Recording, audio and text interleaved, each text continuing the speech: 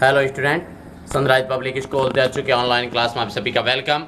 आज हम तीसरी से पांचवी तक के ग्रामर विषय का महत्वपूर्ण सब्जेक्ट जो संज्ञा के बाद आता है सर्वनाम, उसको लेकर आपके सामने उपस्थित हुए हैं। आप अच्छे से इस वीडियो को देखें, समझें और हर एक बात को बारीकी से जानने की कोशिश करेंगे तो ये आपको वीडियो अच्छा लगेगा, आपको समझ में आ जाएगी। और हमारी टीम का जो प्रयास किया जा रहा है उसमें हमें भी सफलता मिलेगी, आप भी सफल होंगे और जो हम जिस उद्देश्य के साथ में बनाते हैं उस उद्देश्य को कामयाबी मिलेगी और आप भी जो शिक्षा प्राप्त करना चाहते हैं और वो शिक्षा आपको हासिल होगी। चलिए ज़्यादा समय न लेते हुए अपने काम के मुद्दे पर लौटते हैं। आज हमारा टॉपिक है सर्वनाम किसे कहते हैं। सबसे पहले सर्वनाम होता क्या है या परिभाषा पूछ सकते हैं, आपके सामने प्रश्न कैसे भी आ सकता है। सर्वनाम किसे कहते हैं, सर्वनाम क्या होता है और सर्वनाम की परिभाषा क्या होती है। अगर ये प्रश्न आ जाएं, इन सभी बातों का एक ही जवाब है जो इस प्रकार से जिन शब्दों का प्रयोग संज्ञा के स्थान पर किया जाता है उन्हें सर्वनाम कहते हैं। इन्हें जिन शब्दों का इस्तेमाल संज्ञा शब्द के इस्तेमाल की जगह किया जाता है ऐसे शब्द को हम सर्वनाम कहते हैं। जैसे मैं, तुम, ये, वे, उसका, मेरा आदि ये सर्वनाम शब्द हैं। इनका इस्तेमाल हमेशा संज्ञा के शब्दों के स्थान पर किया जाता है, ऐसे शब्दों को हम सर्वनाम कहते हैं।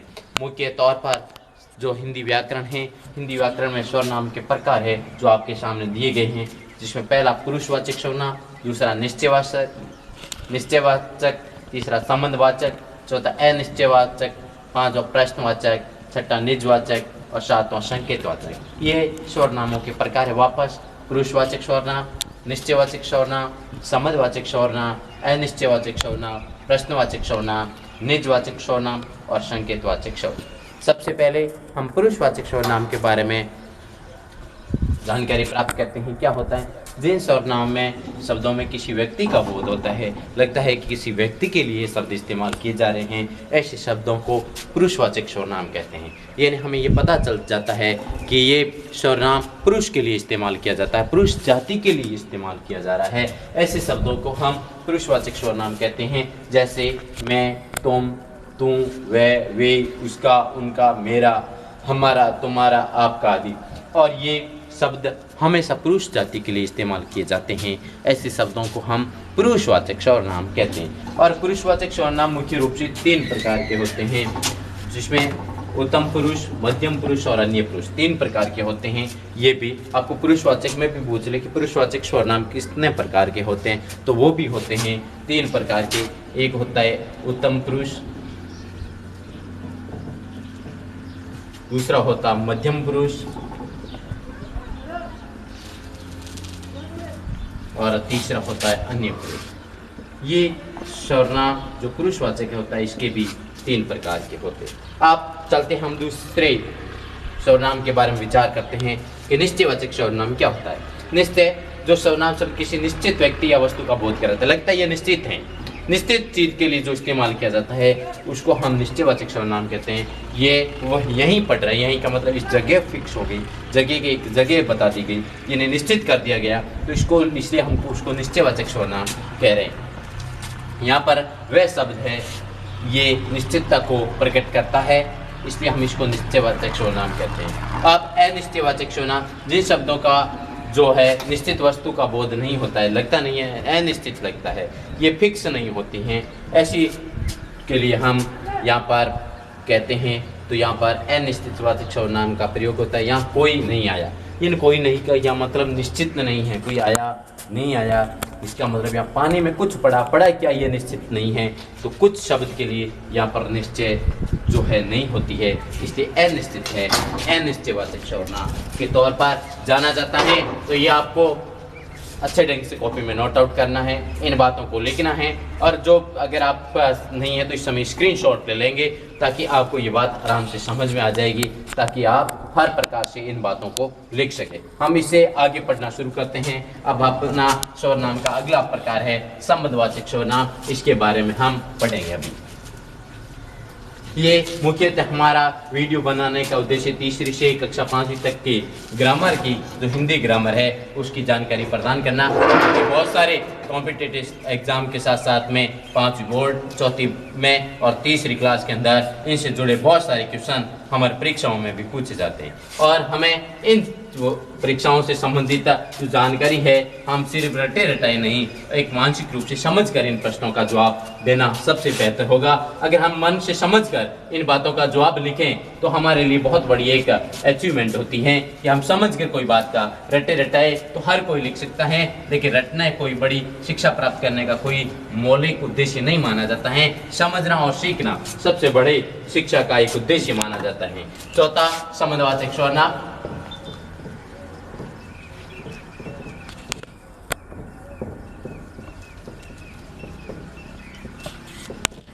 संबंधवाचक सर्वनाम क्या होता है? जिन सर्वनाम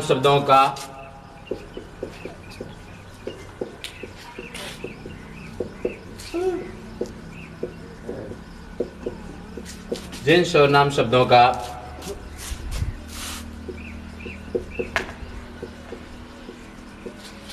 किन्हीं अन्य संज्ञा या सर्वनाम शब्दों से संबद्ध होता है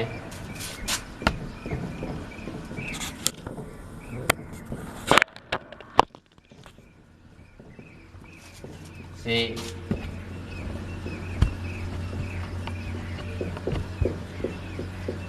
संबंध होता है अथवा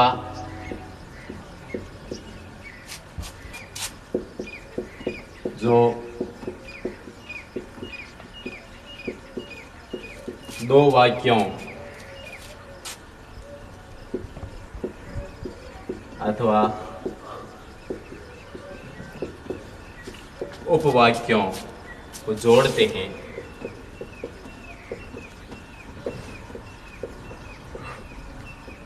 हैं वे संबंधवाचक सर्वनाम कहलाते हैं।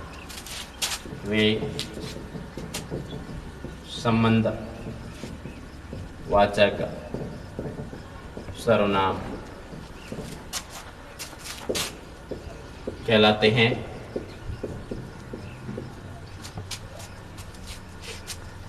जैसे जो कठिन परिश्रम करता है वह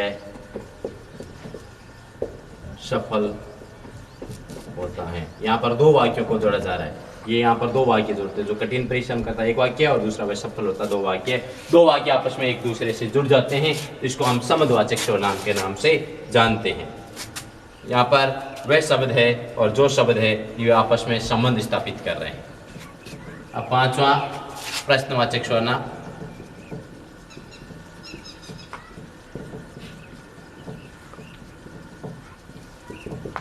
इसमें हमेशा प्रश्न का बोध होता है। जिन शब्दों में किसी प्रश्न का बोध होता है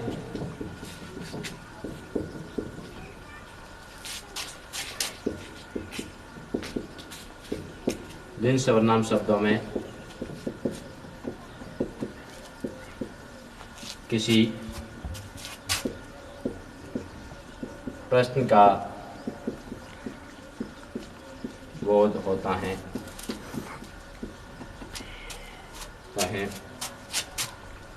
वह प्रश्नवाचक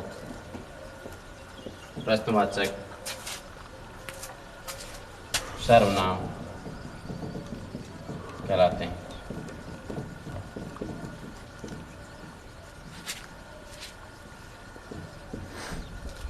हैं। जैसे ये पुस्तक किसकी है, तो यहाँ पर ये पुस्तक किसकी है, किसकी प्रश्न उत्पन्न कर रहे हैं। कमरे में कौन सो रहा है, तो कौन यहाँ पर कमरे में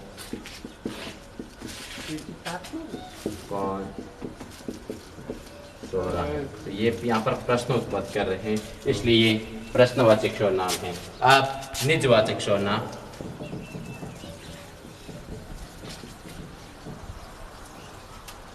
निजवाचक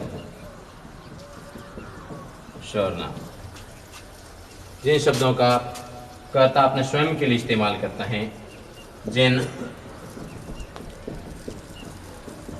सर्वनाम शब्दों का प्रयोग वाक्य में कर्ता द्वारा अपने स्वयं के लिए किया जाता है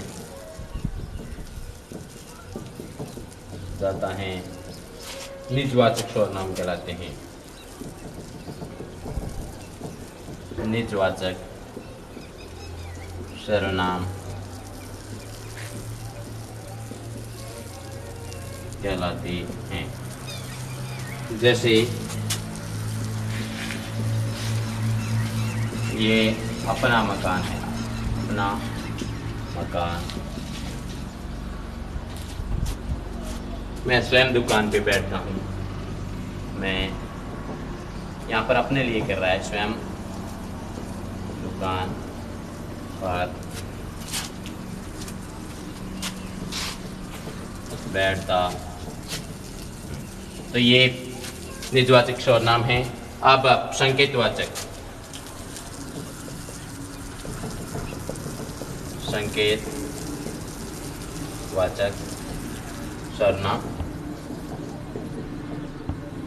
सर्वनाम क्या होता है? जिन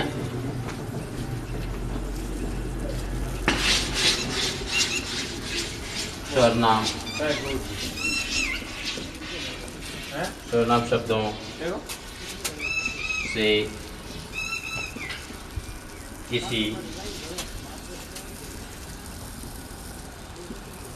व्यक्ति या वस्तु की ओर संकेत करता है और संकेत करता है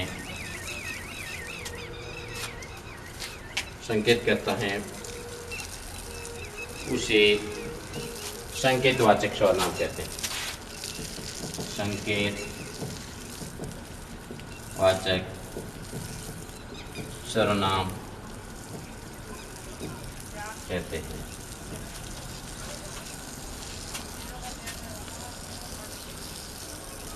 जैसे ये पुस्तक मेरी है, तो यहाँ पर संकेत कर रहे हैं पुस्तक की ओर। इस प्रकार के शब्द होते हैं वो संकेतवाचक सर्वनाम। वापस संबंधवाचक जिन सर्वनाम शब्दों का किन्हीं अन्य संज्ञा या सर्वनाम शब्दों के साथ में संबंध होता है अथवा दो वाक्य अथवा उपवाक्यों को जोड़ते हैं, ऐसे शब्द है वो संबंधवाचक सर्वनाम कहलाते हैं। जैसे जो कठिन परिश्रम करता है वह सफल होता है।